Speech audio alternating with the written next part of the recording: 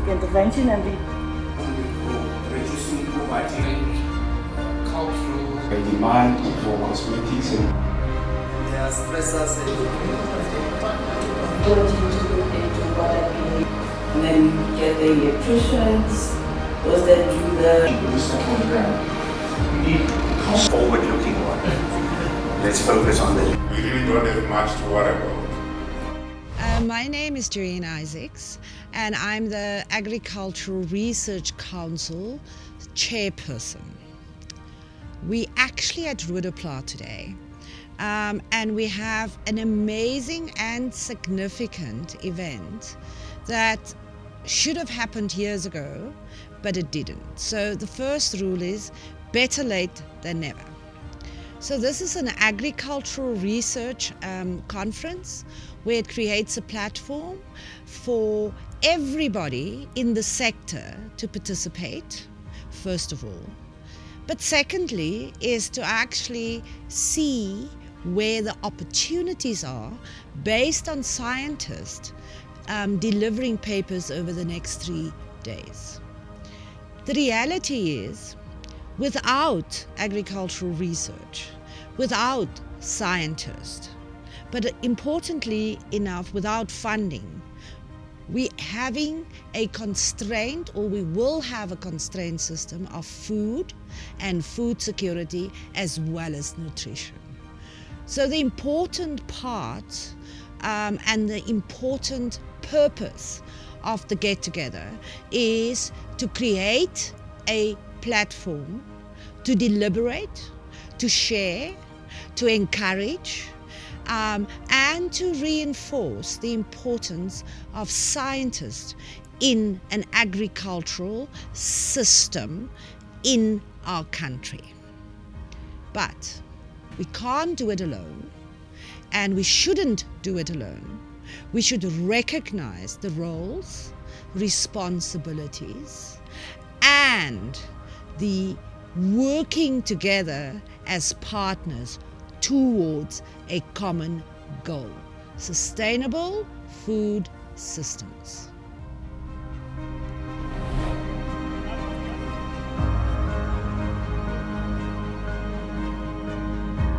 Okay, I'm not going to spend a lot of time on this table. So you have the machine learning. For years, since when agriculture started, farming and whatever formations it turned into, it has been simply about two things. Science is about understanding nature and manipulating it to produce food. So that's agricultural production.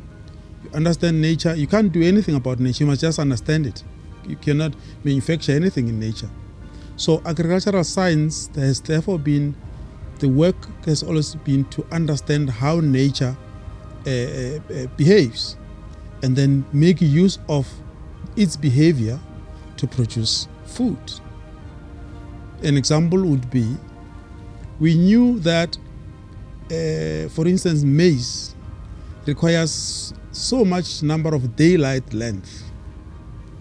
And then we knew that if we, so I'm leaving the research part, I'm saying we knew and underline, we knew that it requires so much number of days, daylight length, in order for it to give us crops, crop and which we eat. We knew that fruit trees have got to undergo winter in order for them to produce flowers, budding. That new part, where I'm saying we knew part, it's because somebody conducted research, and research was a number of repetitions. They tried and planted at different times until they got the correct, well, what seemed to have been correct until now, until they got to a combination which told them, for instance, that you need 160 hours of daylight length for maize to give you the crop that you want. So that is research. So because for over some time, the climate has fairly been the same, we then relaxed because we thought we knew planting season, we were planting in October, we knew all of that. But now nature itself is no longer what it used to be. The science that those who studied agriculture were taught was based on the knowledge of science, of nature, as it was. So we knew this is what it is, and then then it goes into curriculum. People were taught agricultural science. They knew. Now that's changing, or it has changed. So it means the agricultural qualifications that we learned is no longer relevant. It can no longer be able to, the knowledge, the understanding of nature that we had is no longer the same. The nature has changed. So the only way in which we can therefore bridge the gap, the knowledge gap, is to conduct research. So you need research to be able to test. Research is basically about testing and testing until you refine, until you get it right. So without research, we can forget about sustainable food production.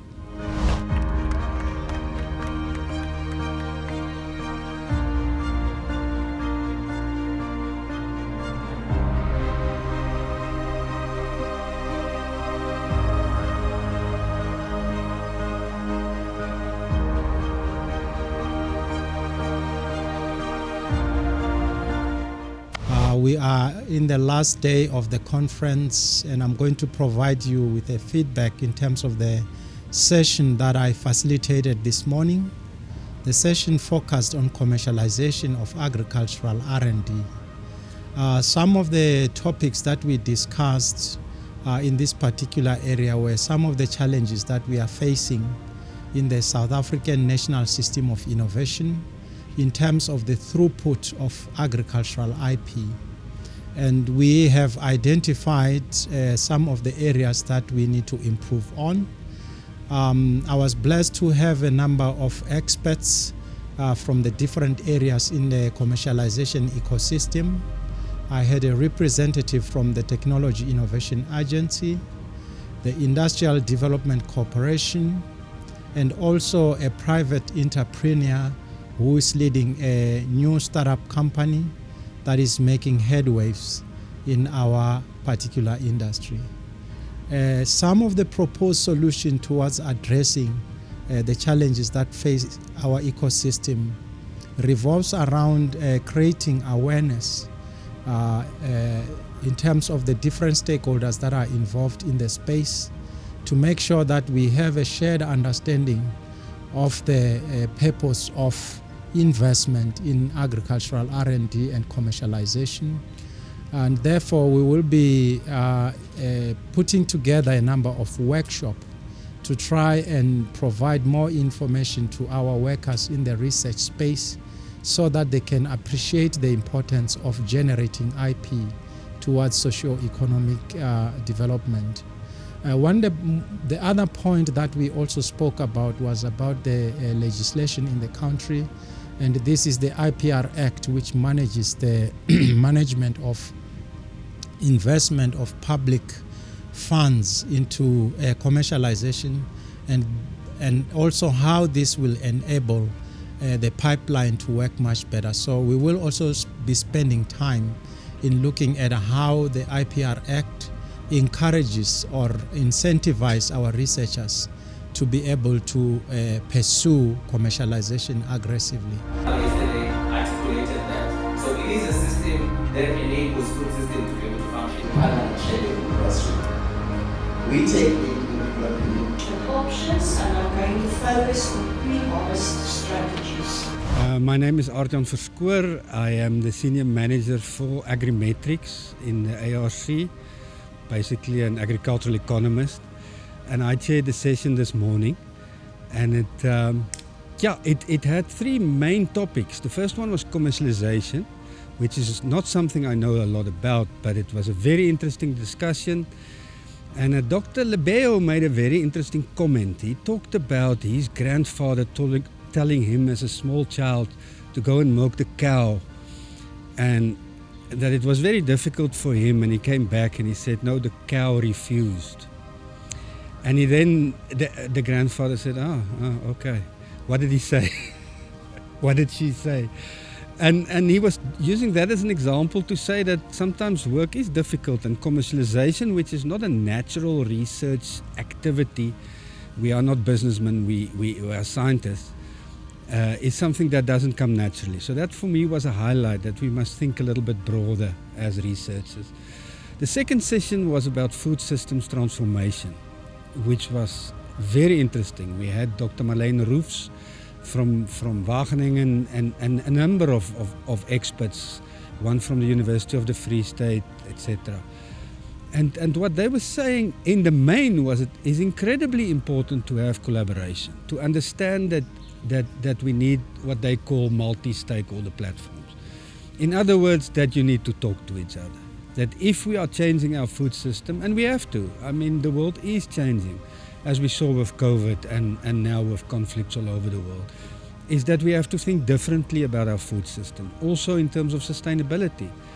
And yeah, the main issue there is that we need to think and we need to talk to each other. So that was the one thing that stood out from that session.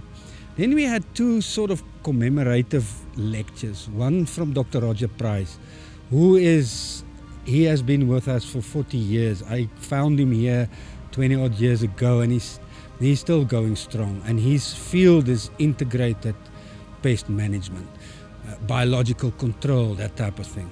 And his experience, for instance, with locusts out of the Karoo, I learned a lot again this morning about the tremendously good work that the ARC is doing in that regard with pests and diseases.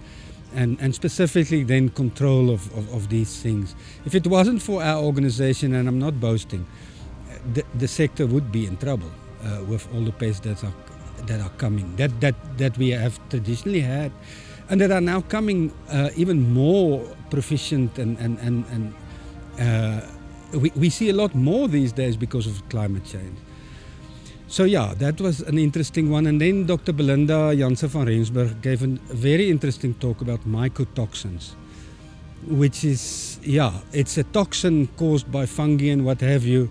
And she identified the species. I'm not an expert, but how important it is to keep track of these things and to think about how to deal with this, because they cause disease, they cause cancer and what have you. And her 20 odd years of research also came to the fore, which was incredibly interesting. I am extremely pleased with the conference so far. It has been an excellent opportunity for us as the ARC, working closely with DALRRD to showcase a lot of the scientific initiatives targeted at food system improvements and transformation. And we've seen over the last 3 days scientists from the ARC coming through, some of our partners, both local and international, also coming through to share all these initiatives, and we are extremely pleased with the outcome. One of the objectives, of course, of this conference was to make sure that we get an opportunity to showcase this work.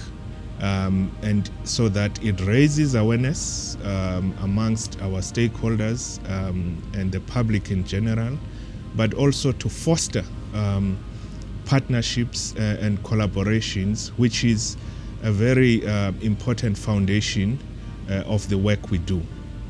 Going forward, we are looking at making sure that we have this kind of conference, this year being the first of its kind, so that we can be able to continue on this journey, create more opportunities for us to be able to continue to do this work, mainstream science, contribute to sustainability and transformation of our food systems. Thank you very much.